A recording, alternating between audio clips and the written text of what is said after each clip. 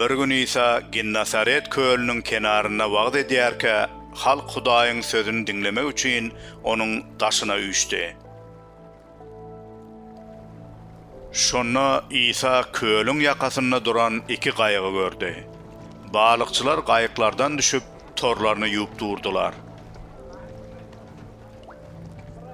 İsa gaýyklaryň birine minip, gaýygyň eýesi Simondan kenardan biraz uzaklaşmagy haýyş etdi. Onsoň ol gaýykda oturan ýerinden halka öwretmäge durdy. İsa sözüni tamamlanandan soň Simona, "Kölüň çuň ýerine gidinle, balyk tutmak üçin torlaryňyzy suwa taşlaň" diýdi. Simon oňa, "Halipa, bütün giýje jan etsekde hiç saat tutup bilmedik. Ýöne seniň sözüň hatirasyna torlary ýene taşlaýyn" diýdi. Muny aýdylyşy ýaly edenlerine olar şeýle bir köp balyk tutdular welin. Torlary da ýyrtylyp başlady. Şoňa göre olar beýleki gaýykdaky ýollaşlarynyň gelip kömekleşmekleri üçin ellerini bulap işaret etdiler. Olar gelip iki gaýygy da balykdan doldurdular. Gaýyklar tas suwa batypdy. Simon Petrus muny görenne İsa'nın ayağına yıkılıp, "Ey ağam, meniň ýanymdan aýryl. Men bir günäli adam" diýdi. Tutan balıklarynyň köptügine onuň özi we ýanynaklaryň hemmesi haýran galdy. Simonyň ýollaşlary Ýakup bilen Yohanna atly Zebedeýiň ogullary hem muňa haýran galdylar. İsa Simona, "Korkma, sen mundan beýlek balyk deregine insanlary tutarsyň" diýdi. Şeýlelikde olar gaýyklaryny kenara çykaryp, bar zady taşlap onuň ýzyna düşdiler.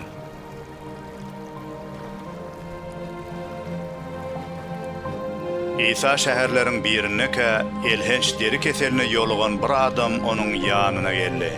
Ol İsa'ny görenne dyzyna çöküp oňa, "Ey ağam, eger isleseň meni bu keselden tämizläp bilersiň" diýip ýalvardy. İsa hem elini uzatdy da oňa degirip, "Isleýärin, tämiz bol" diýdi. Deri keseli ol adamdan şo bada aýryldy.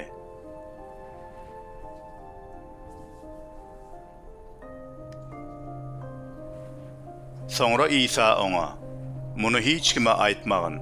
Ýöne gitde, ruhana görün we deri keselinden saplanandyň hemmelere suud eder ýaly Musanyň buyuran sadakasyny ber" diýip buyurdy.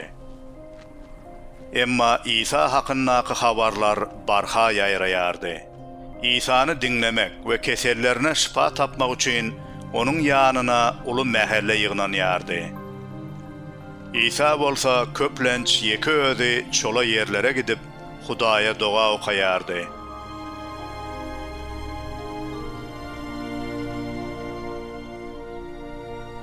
Bir gün İsa halka öwredi otyrka Jeliläniň ähli obalaryndan Yahudiýadyr Ýerusalimden gelen fariseýler bilen Tewrat mugallimlary da şol ýerdediler. İsa Rebbiň gudraty arkaly hassalara şifa berýärdi.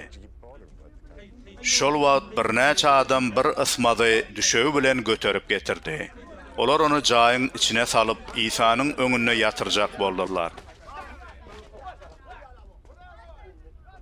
Emma üýşen mähelleden ýaňa onu içeri salmagy ýol tapman soňlar jaýyň üstüne çykyp üçegi söküp açdylar.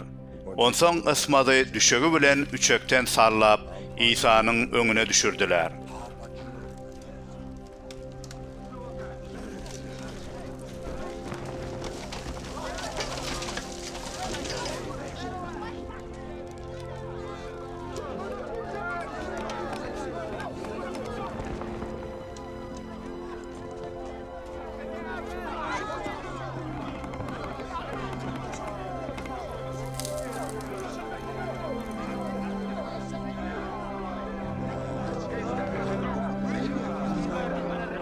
İsa olaryň imanyny görüp ysmada, "Dost, seniň günälerin ötüldi" diýdi. Tövrat muallimleri bilen fariseyler. Hudaýa dil ýetirýän bu adam kim? Günäleri ýeketäk Hudaýdan başga kim ötüp biler? Diýip içini gepletmäge başladylar. Emma İsa olaryň näme pikir edýänliklerini bilip olara: "Näme üçin hyýalyňyzda beýle pikirler edýärsiňiz? Haýsyny aýtmagan saat? Günäleriň ötüldü diýmekmi? Ýa-da turda ýöre diýmek?" Emma siz insan oglunyň yer ýüzünde günäleri ötmäge de ygtyýarynyň bardygyny bilip goýun, diýdi. Onsoň ol ysmada: "Saňa diýärin, tur, düşeňi alla, öýüňe gaýt," diýdi.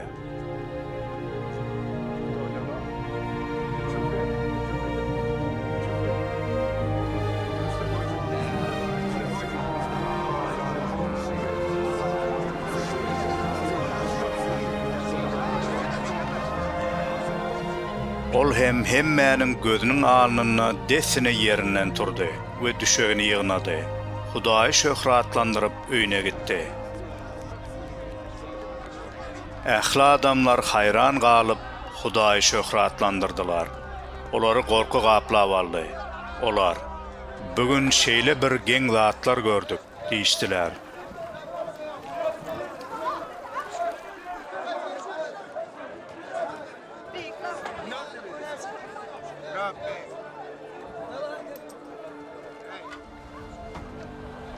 Şundan soň İsa daşary çykanna salgyt ýygnap oturan Lewini görüp oňa: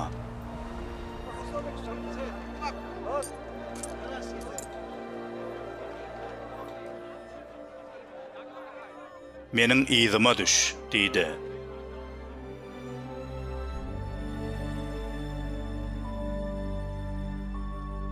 Ol hem ýerinden turdu da ähli zady taşlap onuň ýzyna düşdi. Lewi öz öýüne İsa üçin bir uly mejlis kurady. Saçagyň başyna olar bilen bir topar salgytçylar we başga da köp adamlar nahary otyrdylar. Fariseyler bilen Tövrat muallimleri onuň şägirdlerine: "Näme üçin salgytçylardyr günäkärler bilen bile iýiçýärsiňiz?" diýip hüňürdeşdiler. İsa olara: "Lukman saglara dälle, hassalara gerekdir. Men dogruları dälle, günäkärleri toba çağırmaga geldim," diýip jogap berdi. Olar İsa: "Ýahýanyň şägirdleri ýygy-ýygydan agyz bekläp doga dilek edýärler. Fariseýleriň şägirdleri hem şeýle, emma seniň şägirdleriň iýip-içip ýörler," diýdiler. İsa: "Toyda giýew dostlarynyň ýanyna siz onuň mihmanlaryna agyz bekledip bilersiňizmi? Emma giýewiň olardan alınjak günleri geler. Şonna olar agyz beklärler," diýip jogap berdi. İsa olara şu tymsaly aýdyp berdi: "Hiç kim täze eşikden ýyrtyp köne eşige ýama salmaz. Beýse täze eşik hem ýyrtylar. Täze eşikden alınan ýama da köne eşige gelişmez. Hiç kim täze şeraby köne meşiklere guýmaz. Ýogsa täze şerap meşikleri böwsüp, şerap ýere döküler. Meşikler de zaýalanar.